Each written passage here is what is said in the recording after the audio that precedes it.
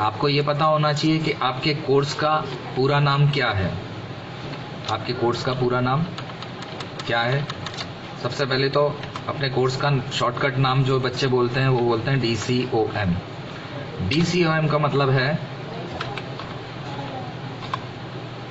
Diploma in computer office management, यानी diploma in computer office management. आपको ये पता होना चाहिए डोम डिकॉम के नाम से इसको कोई नहीं जानता है। अगर आपको कोई भी पूछता है तो आपको पूरा नाम बताना चाहिए, diploma in computer office management, या फिर यूं भी बोल सकते हैं कि कंप्यूटर ऑफिस मैनेजमेंट कोर्स हम कर रहे हैं। अब बात ये आती है कि इस कोर्स के अंदर सब्जेक्ट्स कितने आते हैं। तो सब्जेक्ट्स इसके अंदर आते हैं 5। सबसे पहला सब्जेक्ट है इसका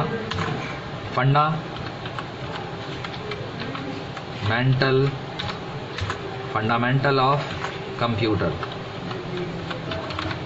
फंडामेंटल ऑफ कंप्यूटर के बाद दूसरे नंबर का इसका सब्जेक्ट है नंबर 2। पहली बात, फंडामेंटल ऑफ कंप्यूटर के अंदर आता क्या क्या है तो आपको बताना होगा वहां पर MS वर्ड, एक्सेल के बाद में पावर पॉइंट, ये पावर पॉइंट। इसके बाद में आती है आपकी हिंदी एंड इंग्लिश टाइपिंग।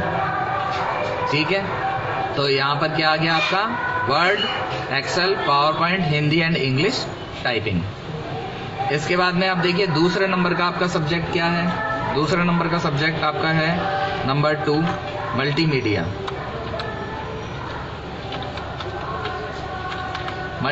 अब मल्टीमीडिया के अंतर्गत आपने क्या क्या सीखा?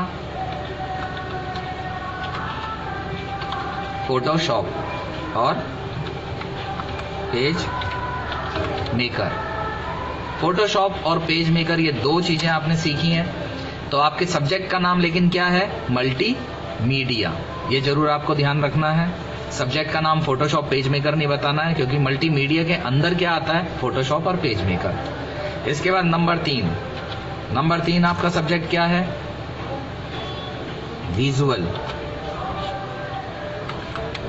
Visual studio basic enter. इसके अंदर क्या चीज होती है?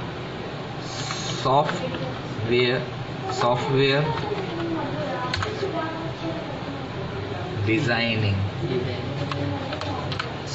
डिजाइनिंग होती है। ठीक है, तो विजुअल स्टूडियो बेसिक्स के अंदर क्या होता है? Software designing. ये आपका तीसरे नंबर का सब्जेक्ट है। इसके बाद में चौथे नंबर का सब्जेक्ट है आपका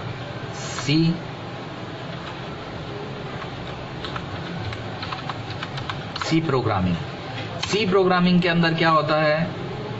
क्या चीज बनाई जाती है? प्रोग्राम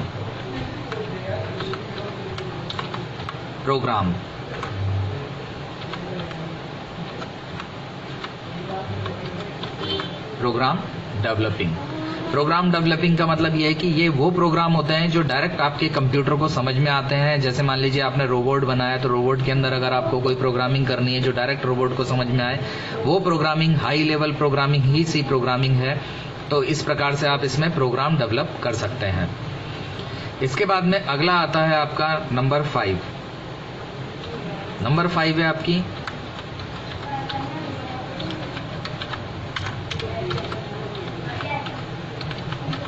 फाइनेंशियल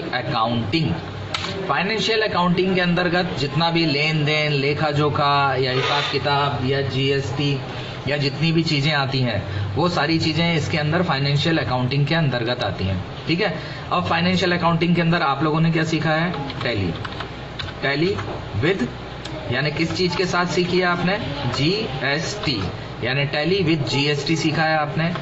GST का फुल फॉर्म क्या होता है? Goods and service tax. तो ये आपका कंप्लीट कोर्स है जो आपने DCOM यानी diploma in computer office management में सीखा है। Thank you.